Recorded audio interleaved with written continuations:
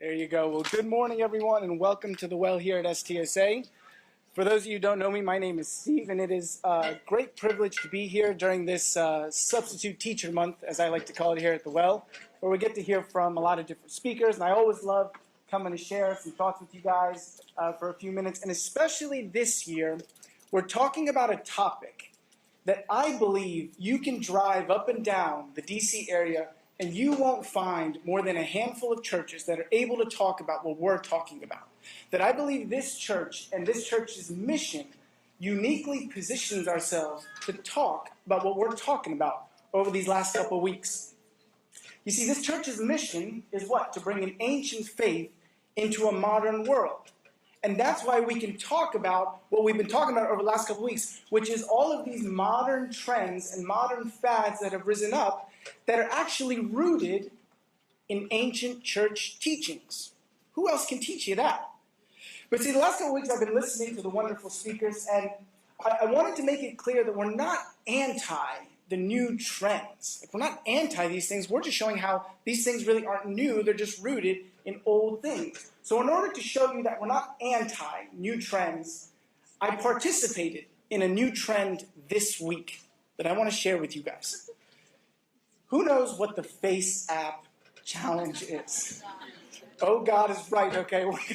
Okay, the Face App Challenge is this app that was created by these Russian hackers to steal all of our data, okay? And basically what it does is you take a picture of yourself, and then it shows how you look, like 50 years from now, okay? So you take a picture of your face, and then it projects how you're going to look 50 years from now. Let me give you an example.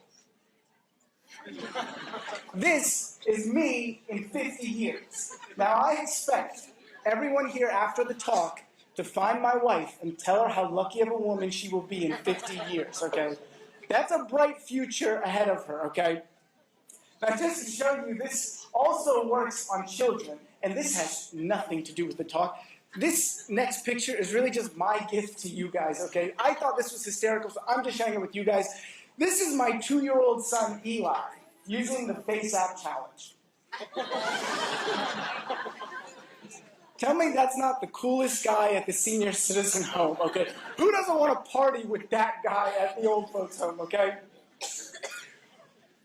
We're not anti-new trends here, okay? What we're really talking about is there are a bunch of stuff that's risen up that are popular and new, and a lot of us are going towards it. But really, when you look at it, the church has been screaming these same things for years and thousands of years, and we just ignore it. And then the more and more I thought about it, this is actually personally started to really bother me. And the more I started thinking about it, it was personally bothering me because I'm actually dealing with something recently that has risen up that I have to get off my chest. Okay, that was my 2-year-old. I also have a 5-year-old. And my 5-year-old recently has decided that I, his dad, am not the coolest person in the world anymore. I know, it's shocking. I know. You guys are looking. I know, it's completely shocking. He's crazy. He's decided that I'm not the coolest guy in the world anymore, and he doesn't want to listen to me anymore, which I figured is normal. You know, he's 5 going on 15. I totally get that, and I appreciate that. But then I was surprised when I learned that he listens to Michaela, the cute girl at school. That me and Michaela can say the same thing in the same voice with the same instruction, and all of a sudden when I say it, it's, yeah, he's an old fart. He doesn't know what he's talking about. But Michaela, I'll give you an example. It can be 10 degrees outside. I say, hey, Mateo, yeah, you should grab a jacket. Ah, Dad, you know what you're talking about. You're old, you're boring, you don't know. Michaela comes by and says, hey, I love that jacket. Dad, we need to order 7 more jackets right now, okay? He comes out of the house wearing 15 jackets. That bothers me. The more I thought about it, isn't that what we do with the church? Is the church has been screaming things for years, say, hey, do this, hey, do this. We say, antiquated, outdated, old, out of touch. But then Michaela comes. New, exciting, fun, nice package, nice ribbon, nice bow. We say, oh, this is the coolest thing in the world. Why hasn't the church been telling me about this stuff for years? I gotta go on Instagram, I gotta go on the news and watch this stuff. So to me, whether we're talking about mindfulness or intermittent fasting or minimalism or zero waste or whatever we talk about, to me the specific thing isn't as important as the principle being maybe we should give a little bit more credence to the church's teachings. And maybe there's some wisdom in the ancient church teachings that the new fads aren't giving us. And that's why today's topic is no exception to that principle. Today's topic is something that has risen up over the last 10, 15 years and is super popular in our society. From KonMariing your clothes, to donating all your items to Goodwill, to living in tiny homes, minimalism is all the rage. Everyone is trying to find out ways that they can do more with less.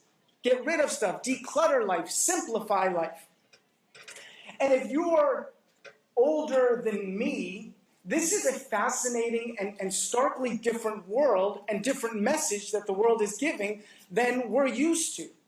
And the more I looked into it, the more I wanted to take a step back before we get into the meat of the topic and look at how did we get to this point of minimalism? How did we get to the point that it's such a popular phenomenon in our society? And you actually have to go back a little bit. And its roots are a little bit deeper than the last 10, 15 years. Let me take you back 200 years to something called the Industrial Revolution.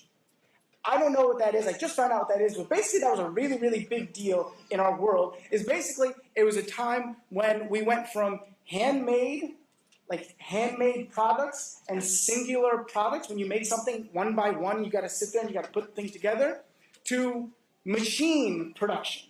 To now, I can create 50 at a time instead of one at a time. So now, you have the Industrial Revolution creating mass production. I can produce things in mass. I can produce goods and items and materials in mass.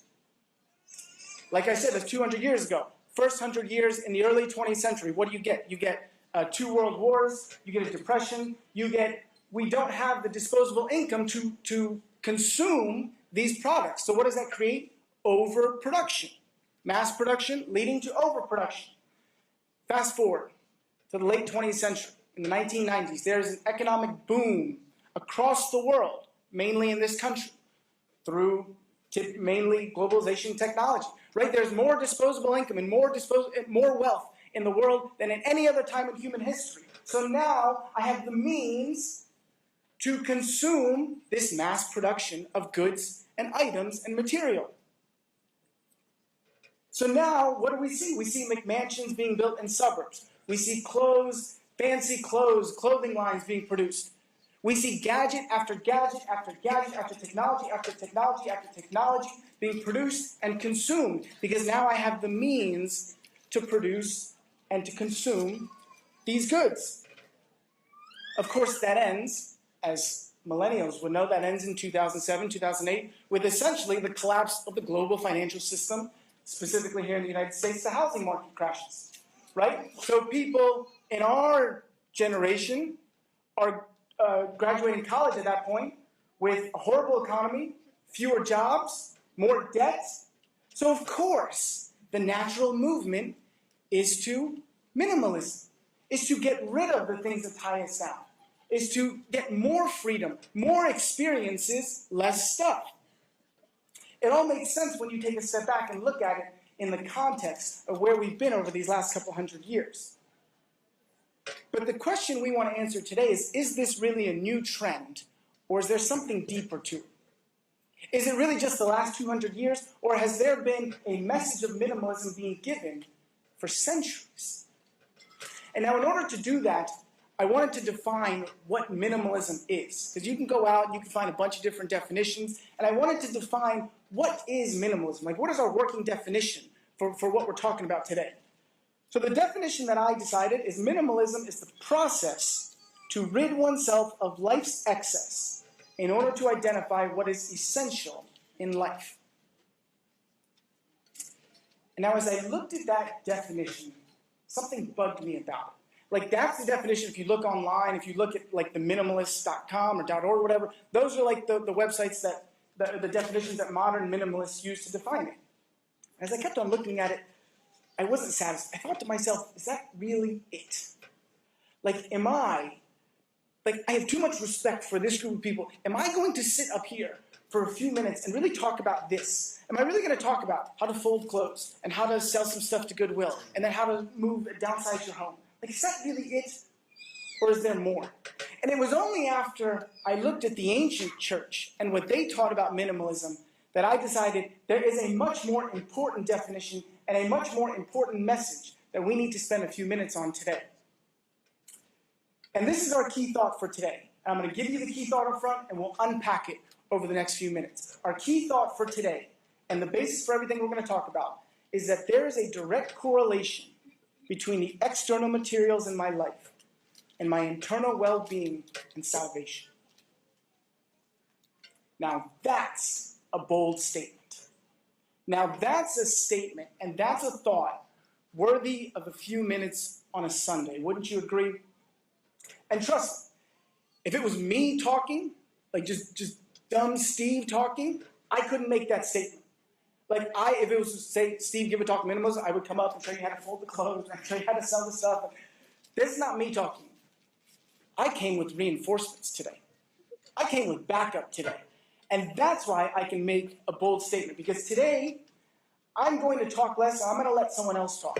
There's an early church father, his name is St. John Chrysostom. He was an early church father in the 4th century in Constantinople. And he is revered as one of the most dynamic authors, speakers in the ancient church. Okay, and his writings are famous throughout, beyond the Orthodox Church.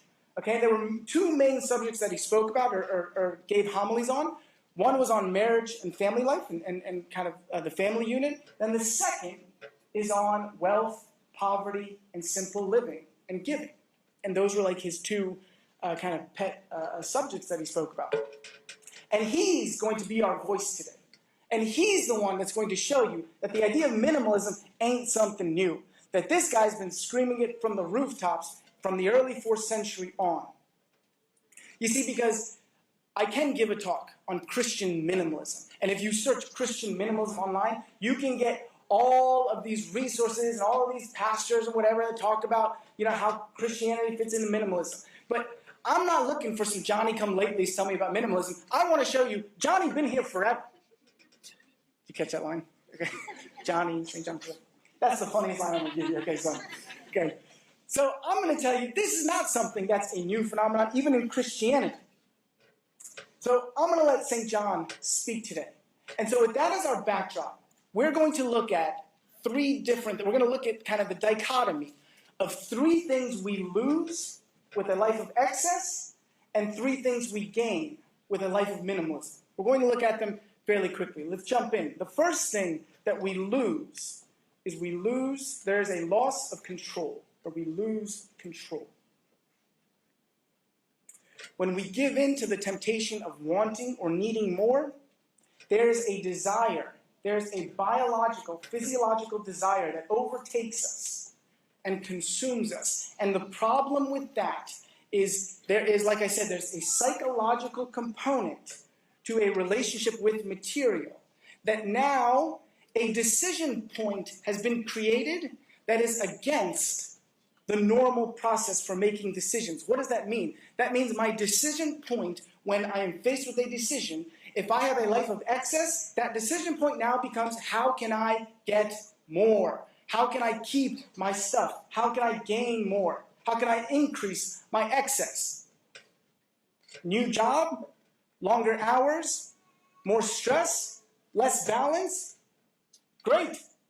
Why? Because my decision point is, how can I get more? It's changed my decision point. Going into debt, no problem. I'm able to obtain more that way. More time with kids? Nope.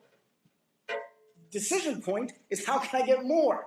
So more time with kids doesn't answer that criteria, doesn't fit that criteria.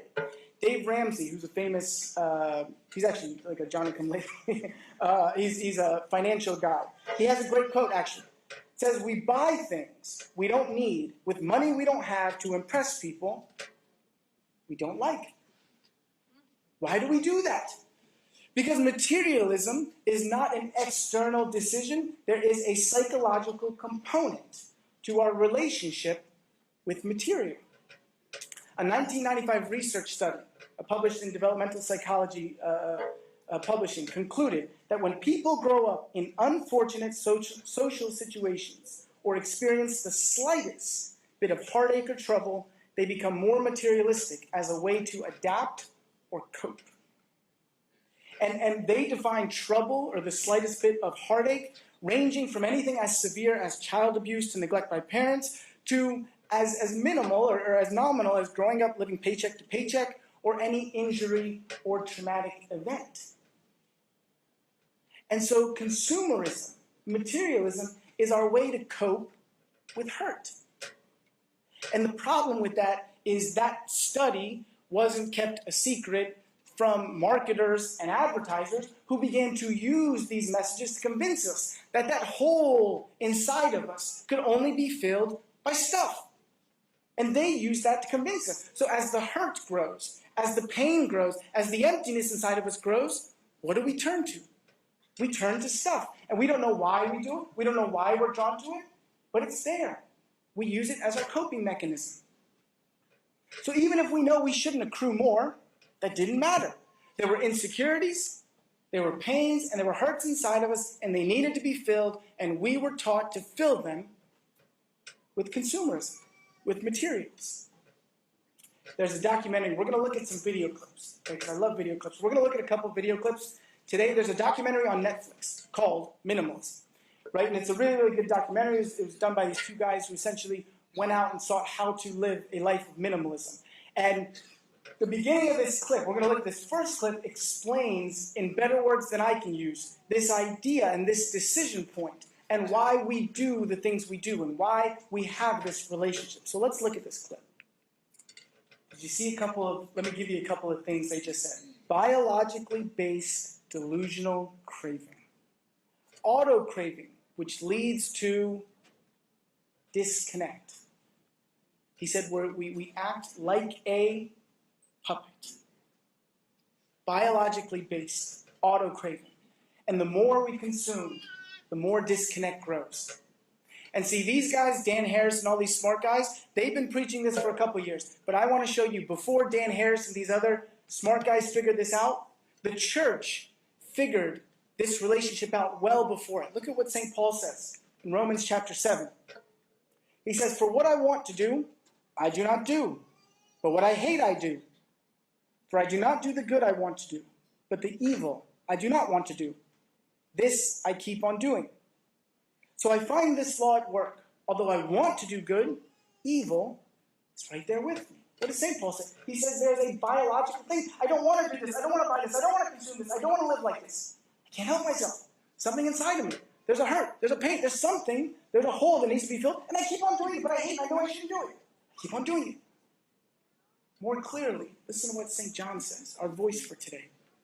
By the way, these quotes are long, but the reason they're long is because they're so good. Every time I try to cut them off, they get better and better and better. So these are golden quotes. If you take anything from these, take these quotes. Listen to what St. John says. He says, "Those who love money are fierce in the pursuit of it, like wild animals pursuing their prey. They do not allow the ties of friendship to restrain them. They betray, cheat, or exploit their closest friends when there is gold or silver to be gained. Nor do they let the chains of conscience inhibit them. They learn to make their consciences as numb as fingers on a cold day." Wild animals pursuing their prey. Do you have that visual? Oh, just get out of my way, get out of my way. I'm so laser focused. A decision point with the bullseye on the thing that I don't want to do. That's the first thing, is a loss of control. Second thing that we lose contentment. With a life of excess, we lose contentment. By far, the most obvious point of this talk. I trust that this is a well-informed, this is a kind of respectable group that understands that there is an inverse relationship between the more I consume and my happiness in life. That there are tons of studies and tons of kind of empirical evidence that show that having more stuff doesn't make you happier. And if there's any need, just look at a macro level, that currently there is more wealth, like I said, in any other moment in human history. And there are also the highest rates of depression, suicide, and anxiety. And the question is, why is that? Why is there this inverse relationship between getting more stuff and having a more complicated, more excess life and less happiness. Like at the very minimum, there should be a neutral component to it. There should be a neutral relationship to it. Why does when I get more stuff makes me less happy? There's another clip I'm going to play right now of a famous neuroscientist. His name is Sam Harris. Sam Harris, for kind of all intents and purposes, is one of the kind of most intellectual, regarded as one of the most respected authors and neuroscientists in the world. Okay, and Sam Harris has kind of spent his life looking at how we are wired and how kind of physiologically we are created. Listen to what he says about the relationship between what makes us happy and having more stuff. See, he talked about this cycle of I get something, I want it so bad, I want it so bad, I want it so bad, I get it. And now that thing has become a source of dissatisfaction. The thing I wanted so bad, but now I have it, now I hate it. And he talked about we're confused because we believe that gratifying each desire as it comes will summate into a satisfying life. And that's what we're taught, and that's the messages that we receive. You know what else I didn't tell you about Sam Harris? For those of you who know Sam Harris, you know I left this part out. Sam Harris is one of the most well-known atheists in the world. Sam Harris has also spent a lifetime trying to disprove religion and disprove specifically Christianity, the Abrahamic religions, Christianity, Islam, and Judaism. And the problem with Sam Harris, if you'll allow me, is if Sam Harris had looked to those guys that he was trying to disprove for so many years, he would see that what he just said nicely, but not that nicely, St. John Chrysostom was saying hundreds of years before him. And I think he said it a little bit better. Let's see what St. John says. He says, the man who owns much and is concerned only with the things he owns in spirit owns nothing. He cannot admire the beauty of any part of God's creation unless he is the legal owner. He cannot rejoice in the artistry of any building unless it belongs to him. Beauty and artistry belonging to other people simply evoke jealousy and envy in his breast. And even the things which he does own cause him no lasting pleasure, because as soon as he has acquired one thing, he is calculating how he can acquire another. When I think about St. John, I almost think like he's peeking into the Apple store with those people in line for the iPhone. He's saying these things. Because as soon as he has acquired one thing, he's calculating how he can acquire another. What a miserable life St. John just described. A person who can't appreciate anything unless he is the rightful legal owner of it. Oh, look, that building's so beautiful. I could do better. Oh, that, shirt is great. Well, I'm going to get a better shirt. What a miserable life. It's like a guy who needs to put his name in golden letters on a building just to appreciate it, okay? What a terrible, miserable life. The thing I wanted so badly, now I hate. St. John said it well before we could ever figure it out. That's why materialism robs us of happiness, is because inherently it creates a comparison. Inherently, it creates a desire for more. So you have a loss of control, a loss of contentment, and finally, you have a loss of clarity. And if you want to put a dash, you can put clarity. You can also put margin, okay? But I like the alliteration with the C's, but we're also going to talk about margin. So I have a confession to make. Okay, y'all ready for my confession? A few years back, I fell in love with a woman who wasn't my wife. Okay, everyone's getting ready. I fell in love with a woman who wasn't my wife. And the problem is, my wife would come home, and the bedroom door would be closed. And she would peek in, and she would listen to me, say, you know what? I love you. You've been so good to me. And I want to keep you forever. And she would open the door, and I would be talking to my favorite shirt. And now the woman I fell in love with was a woman named Marie Kondo. And if you don't know who that is, you are really confused about my marriage and about the health of my marriage. But Marie Kondo is a woman who wrote a book that I read several years ago called The Life-Changing Magic of Tidying Up. And it is this short little lady, and her whole premise of her book is that we need to simplify our lives. We need to get rid of the excess. We need to get rid of everything that is cluttering our lives. And we need to only keep things that give us joy. So I read this book, and she literally said to take every shirt and every piece of clothing and hold it up and say, do you give me joy? And you can hug it, you can squeeze it, you can kiss it. I loved it because I discovered that nothing gives me joy, and I got rid of everything. I love the principle that she was teaching about because she had a great principle, which I think is very, very important, which is this, which is a lack of margin ultimately leads to a loss of clarity. When I lose margin in my life, and we've done whole series on margin and burnout. When I lose margin, then I lose clarity. So this lady, this very famous lady, Marie Kondo, they turned her book into a Netflix show. And I watched the show, and basically every episode, she goes through this process of decluttering and simplifying their life with a different person. So she'll go through it with like a young family, with like an elderly family, with a single person, and all these different people. She goes through this KonMari process is what she calls it. And there's one episode that I'm going to show a quick clip of, where she starts this process, goes through this process with a young family, with 2 young kids. Okay, now we're going to look at the clip, and this clip is like the before Marie Kondo process. Before the KonMari process, this is what their life looked at. And I want you to notice a couple things with this clip. It's that last part that really hit me, and actually it's still image on it. Do you see the pain in this guy's eyes? It sucks, is what it says. And he comes to the realization that my lack of margin has led to a loss of clarity. Does he look like a guy who wants to be a bad dad? Does he sound like a guy who wants to be neglectful? Does he sound like a guy who made a willing decision of, I don't want to give my kids the best of me? No. He wants to do the best, but he has no margin. And because he has no margin, he's lost the clarity of what's important. I think if St. John were around today, he would look at this guy and he would tell him this. He says, the hearts of the rich are so preoccupied with maintaining and enhancing their wealth that they have neither time nor space to consider matters of religion and morality.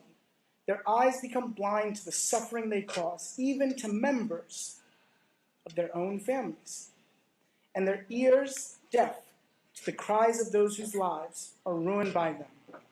They imagine themselves to be free, pursuing their own interests without constraint, yet in truth, they are slaves to their own greed.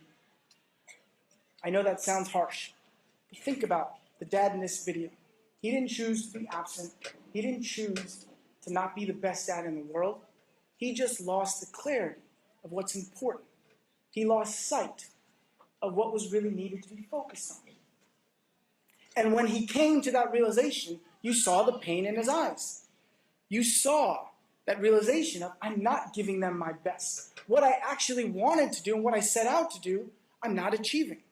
That loss of control that we talked about earlier. So my question for us today is, what realization do we need to come to? That maybe we've lost some clarity in our decision points because we don't have margin. Whose suffering are we causing because our eyes are blinded by the excess that we have in life? Maybe even members of our own family. Whose cries are our ears deaf to because we are so consumed by stuff? A loss of control, a loss of contentment, and a loss of clarity. That's what's lost with a life of excess, with a life of consumerism. Now let's look at the good side of what is gained. And the best thing is the modern fad can't explain this part. We're going to run through this part quickly, but the modern fad, I can't pull anything out of this because they can't teach you what's gained on the inside, that internal well-being and salvation, which was from our key thought today. Because if you really want to know what's gained, you got to look to the ancient church to teach us what's gained with a life of minimalism. Because the foundation of the church's teachings comes from our Lord Jesus Christ himself, who said in Matthew 19, he said, Jesus answered, if you want to be perfect, go sell your possessions and give to the poor, and you will have treasure in heaven. So you want to know what's gained? You know what's gained? Perfection. Who said that? Jesus. The question is, how do we get there? What are the 3 things that are gained when I voluntarily choose to live a life of minimalism? And just a caveat, I'm not talking about how to live minimally, right? And so every single person here has their own circumstance, and believe me, I probably should have said this at the beginning. I'm not knocking anything about anything, okay? I don't live in a hut, like I have phones, like that's not what I'm saying. Everyone has to look in the mirror and decide, how can I live a minimal life? I remember my wife last year, came home from work one day. My wife has crazy ideas, right? Everybody know that. My wife has crazy ideas. I came home from work one day, she packed us into the car, she said, we're going on an adventure. We go to an adventure, she shows, we go up to this neighborhood in D.C., one of the worst neighborhoods in D.C. She takes me to this plot of land, empty plot of land, and she says, congratulations, we're going to build a tiny home here. And I said, you know what you don't remember is to build a tiny home, you have to have a tiny family. Okay, we have a lot of tiny people in our family, so we can't build a tiny home. Okay, so I'm not saying you have to go move to a tiny home. Everyone needs to look at themselves and see, how can I live a minimal life? 3 things that are gained with a life of minimalism, very quickly. The first one is generosity. Generosity. I know this doesn't really seem like something to be gained, like something exciting. Like, congratulations, now that you've chosen minimalism, you can give away more of your money, more of your stuff. I know that's not the most exciting thing, but it's because we don't understand the cycle of generosity. We really don't understand what's entailed when I voluntarily give of what I have to help others. Look at what St. John describes about generosity. He says, entrust all your wealth to God, because then it is protected against all who want to steal or destroy it. He gives some people more than they need, not that they can enjoy great luxury, but to make them stewards of his bounty on behalf of orphans, the sick, and the crippled. If they are good stewards, they will become rich in spirit, their hearts filling with joy. Question: why do you have what you have? The answer to that has nothing to do with you. Why do you have what you have?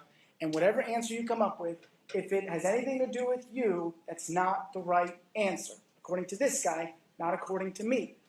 And that, to me, should be great news to all of us. That all of us here have been blessed with excess and material and stuff. And why? It has been given to us for God. It has been given us by God for God. Like the FUBU thing. It's been given to us by God, for his work. And so as long as there is one orphan, one crippled, one sick person, one person in need, our material has an aim and a purpose outside of ourselves. That's the good news of this message. You see, sometimes I worry that in a community like this, in one of the most affluent communities in America, in some of the richest counties where we live in, especially in the church, there's the temptation to enter into that prosperity gospel country club, which says, oh, praise God, I got a new job. God is so good. Oh, I got that new car, and it allows me to get to church 5 minutes earlier. And oh, that's amazing, wonderful. And those are the worst types of churches that we have. Because it is the exact opposite of what St. John says. He says every time you get something new, it's not for your own benefit, it's not for your own comfort, it's not for your own pleasure, it's for the sick, the orphans, and the crippled. So I was thinking to myself, as long as Arlington, Virginia, or Washington, D.C., or wherever you live, has a sick person, an orphan, a crippled, and a poor person, our work is not done. Not every gift or possession you own is given to you by God. For yourself, but is given to you by God for those less fortunate. That's the first thing we gain. We gain generosity. Second thing we gain is gratitude. Gratitude. The church in its wisdom has always taught us that the greatest antidote to unhappiness and discontent is a life of gratitude.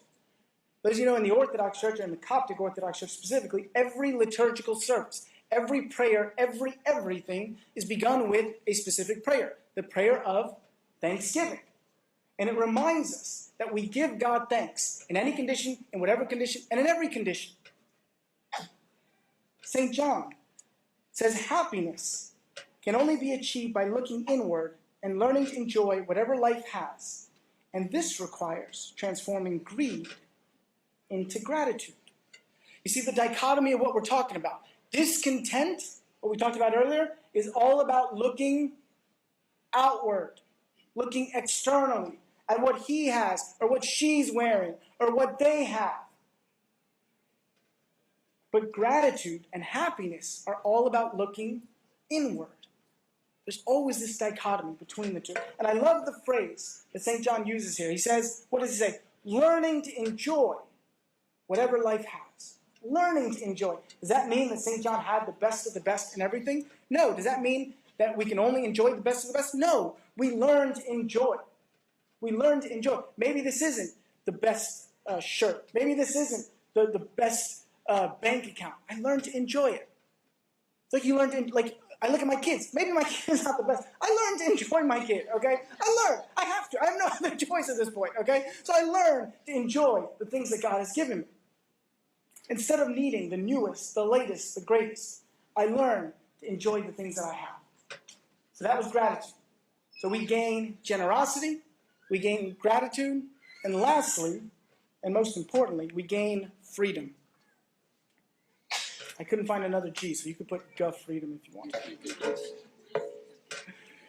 We talked about the loss of control. We talked about the loss of clarity.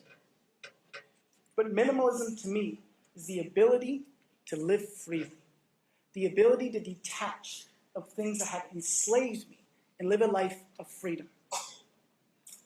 We watched that clip from the Marie Kondo show about that dad, right? I told you that was the before they went through this process, before they simplified their lives, before they tried to become minimalists. That's how he looked. Remember how he looked? Don't forget the pain in that dad's eyes. Let's look at the after. Let's look at now, after having gone through this process of minimalism, how does he look now? Did you see the difference in that guy? Did you see the difference? Just that end piece, okay? You know what I love about that clip, outside of that adorable girl? What I love about that clip is those two people, you can tell, are completely different. Their relationships are different. Their parenting is different. Their house is different. Everything about them is different. But you know what else I noticed? They have no idea why that is. They can't explain it. Like she says, my heart is racing. And he says, like, I'm so excited. I get goosebumps. He doesn't know how to explain it. And the reason is because he doesn't know what the ancient church has been teaching for years and years and years. Here's a quote, not from St. John, but from the original minimalist, St. Anthony, Desert Father, okay? Come on, people. Listen to what St. Anthony says. He says, regard as free, not those whose status makes them outwardly free, but those who are free in their character and conduct. For we should not call men truly free when they are wicked and dissolute, since they are slaves to worldly passions. Here's the important part. Freedom and happiness of soul consists in genuine purity and detachment from transitory things. Freedom and happiness of soul consists in genuine purity and detachment from transitory things. There is a freedom, there is a breath, there is this renewal of life that this guy experienced. And the reason he did is because he finally was able to detach from the transitory things in his life, from the things that had been consuming the margins in his life, from the things that had been consuming his mind and all the clutter. And once he decluttered his life, he received freedom. So we gain generosity, we gain gratitude, and we gain freedom. Last thing I'll say, I want to do a little exercise. 2 weeks ago, we did, the talk was on, one of the first trends was on mindfulness, right? So I want to practice an exercise in mindfulness, if you'll allow me. I would like to ask everyone to close your eyes. Close your eyes for a second. Okay, and with your eyes closed, I want you to imagine your life. Imagine your life a year from now, or 2 years from now, or even 5 years from now. Imagine that life. What does it look like? Now imagine that life with less stuff, less clutter, less stress and debt and discontent, and less distractions. Now keep your eyes closed. And now imagine that same life with more. More time, more meaningful relationships, more growth and contributions, a life of passion unencumbered by the trappings of the chaotic world around you. You can open your eyes. What you're imagining is not this faraway life, is not this unattainable life, but it's a real life. It's a real life based on an intentional decision. It's not a perfect life. It's not an easy life, but it's a simple life. A simple life based on an intentional decision. A simple choice to love people and use things. The opposite never works. Let's stand up for a prayer. In the name of the Father, the Son, and the Holy Spirit, one God, amen. We thank you, our dear Heavenly Father, for this day. We thank you for allowing us to come here. We thank you for all the material and all the things that you've given us for the sake of your holy name. We ask you, Lord, that you would transform the things in our life that would be given to others, the things that would create healing, that would create, to help those in need, to loosen the chains of injustice in this world. We ask you, Lord, that you would remove the stuff in our life, that you would give us more clarity, more wisdom, more margin to be able to enjoy the things that you have prepared for those who love your holy name. We ask all these things in your mighty name, through the intercessions of all your saints. Hear us when we say thankfully, Our Father, who art in heaven, hallowed be thy name. Thy kingdom come, thy will be done, on earth as it is in heaven. Give us this day our daily bread. Forgive us our trespasses, as we forgive those who trespass against us. And lead us not into temptation, but deliver us from the evil one. In Christ Jesus our Lord, for thine is the kingdom, the power, and the glory, forever. Amen.